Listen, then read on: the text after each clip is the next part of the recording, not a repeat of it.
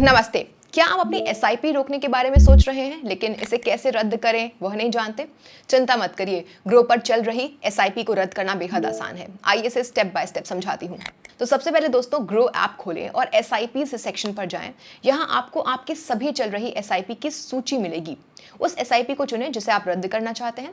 SIP details page पर ऊपर दाईं ओर कैंसिल एसआईपी ऑप्शन खोजें और उस पर क्लिक करें।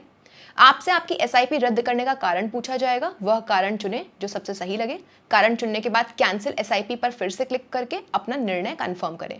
ध्यान रखें कि अगर अगले 3 वर्किंग डेज में कोई इंस्टॉलमेंट देय है तो आप एसआईपी को तब तक नहीं रद्द कर पाएंगे जब तक वह इंस्टॉलमेंट भुगतान नहीं हो जाता।